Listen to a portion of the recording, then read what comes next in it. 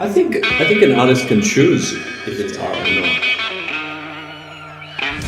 You know, it's destructive but generative at the same time, and flame is a perfect metaphor for that.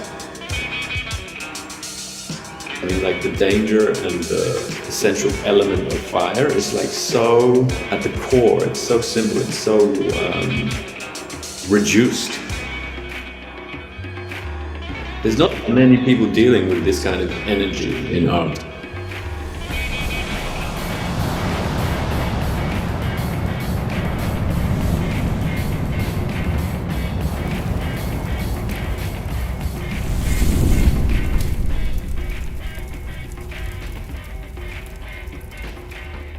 Has James always been into art, and like, do you?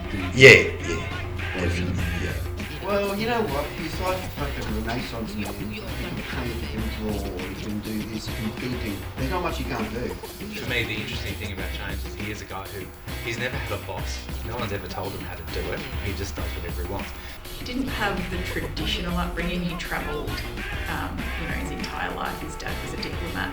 I might suggest that someone with self-destructive tendencies could be a mean, miserable son of a bitch, but not Jimmy. I mean, it's a constant, sort of stream of excitement and interest and enthusiasm. He expresses more enthusiasm before 7 in the morning than I do in a few months, And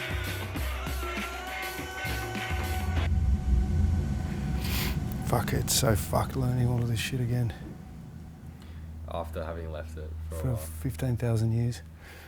It's literally like fucking discovering a new relic. What is this contraption? This is a flamethrower. Are we going to be using this today, or why are we looking at this? Just because it's just a point of reference. This is the one that has worked most recently.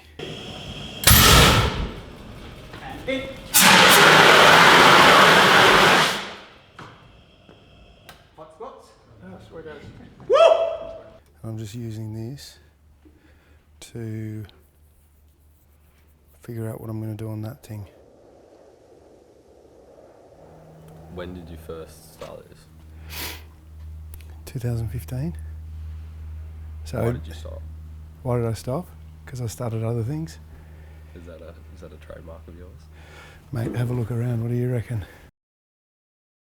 And do you think the warehouse space is part of his identity? Definitely a part of his identity. It is him.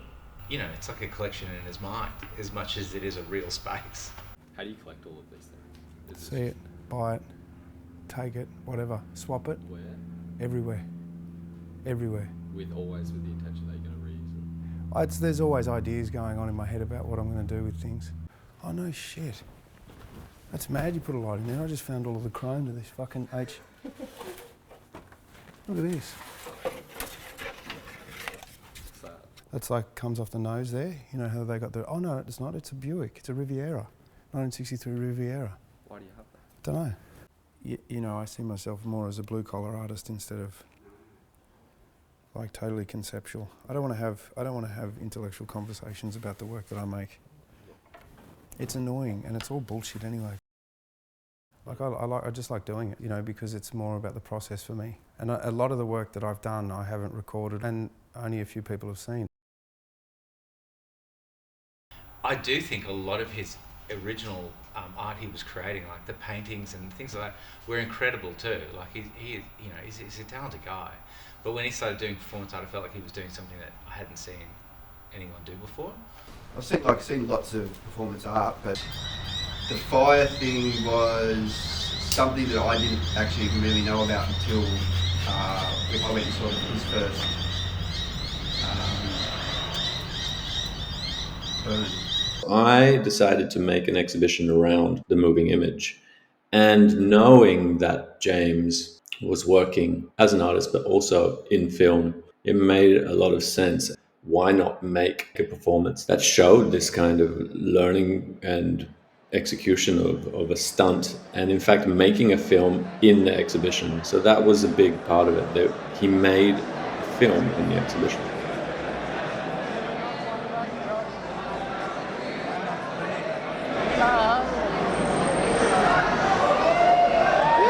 we were seeing what's usually hidden, in a film where someone's burning, it's a stunt, you only see the end result, but we are here witnessing the process.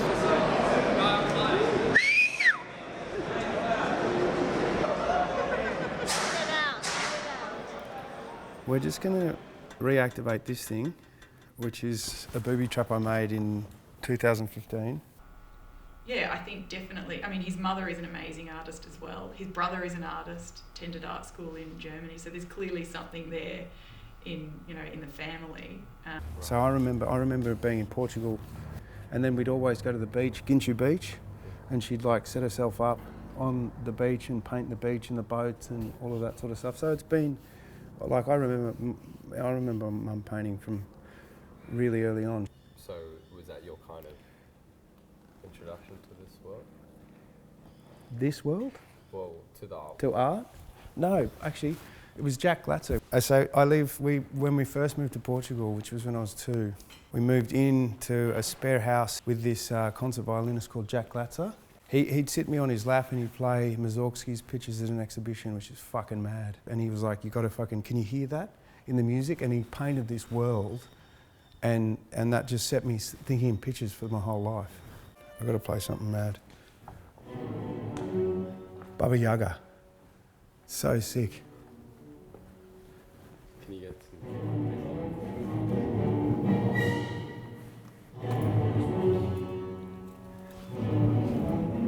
So he used to sit me down when I was 3 years old.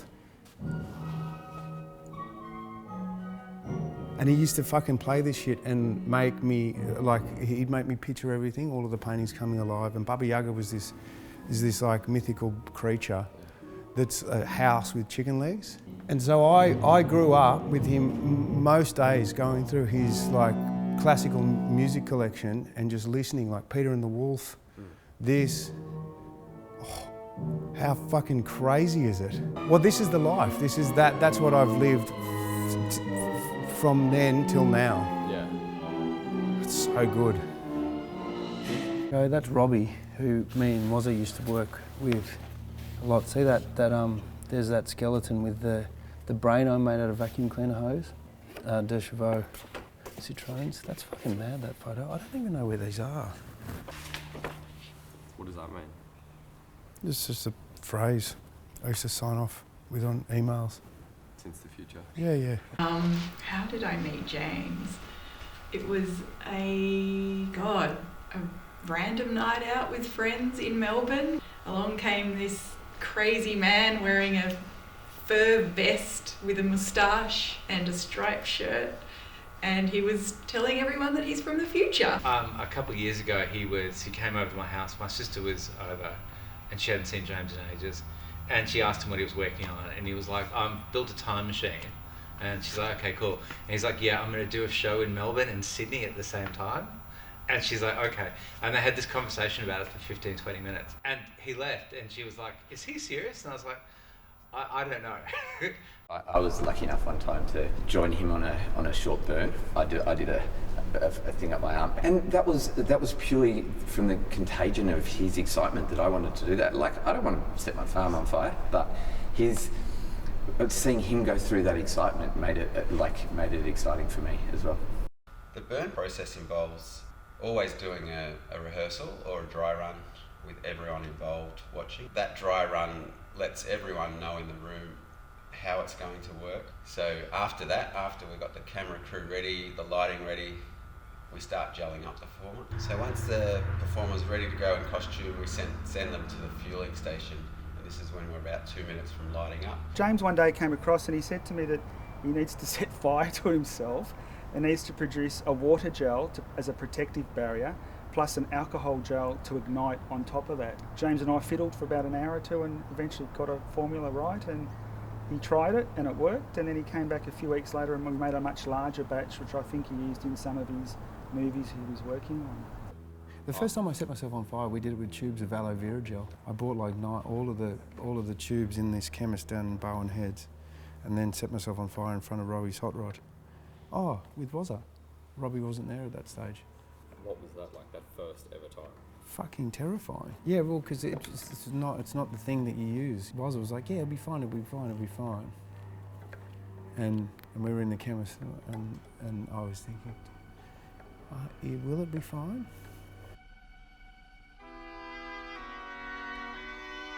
Burns are very painful. Burns are everlasting. To put it this way, I've never actually seen him be set on fire because I don't know how I would feel about it if I actually saw it with my own human eyes. So people do get hurt on film sets, obviously. We always get like little licks of pain under the eyes, under the ears, under the nose, anywhere where fire can be trapped. Training people how to not breathe in fire is one of our biggest things. I don't think about it. I probably don't allow myself to. It's one of the more dangerous stunts you can perform. So, yeah, it's a scary feeling. Fueling up, guys. We're very close. Very close. Crossing cameras. And reset.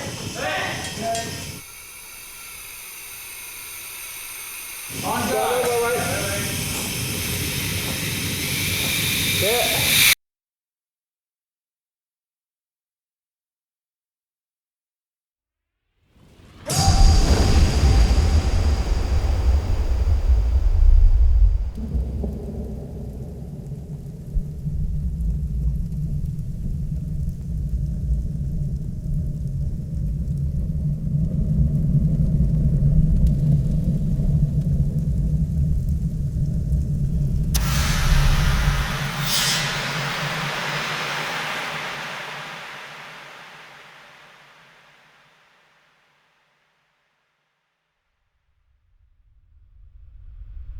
Wait, can we do the clap again? I wasn't spinning.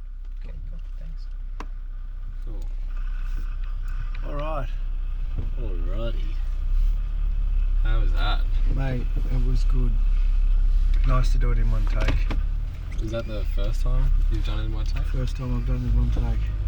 It was the first time I've ever been on a wire as well.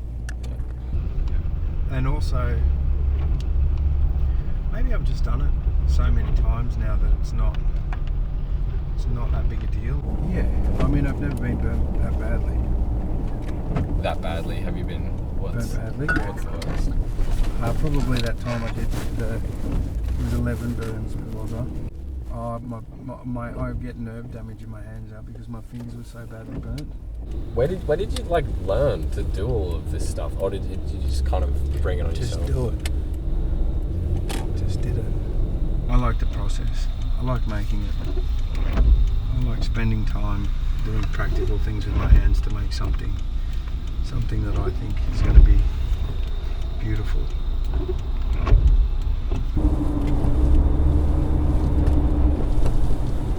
Look at those chairs. They're bus chairs. You're gonna swing around and get them? Yeah. Are we seriously picking these? Yeah. Alright. That's mad. How the hell has nobody fucking picked these up?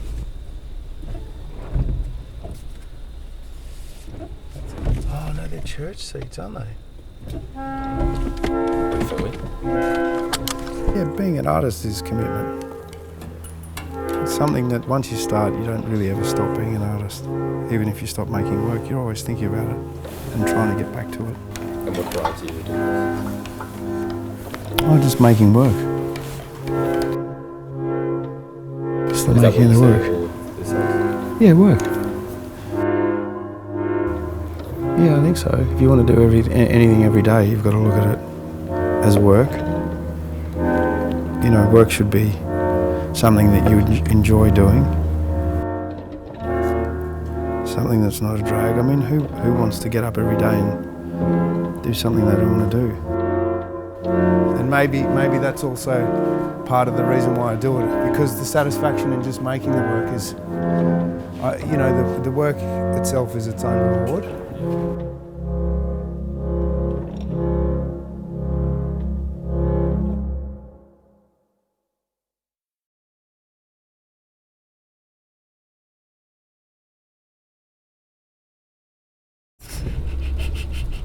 I know what I'm going to do with it. Do you? Yeah. What? I'm going to put them on a kaleidoscope type situation on a wheel, spin it around.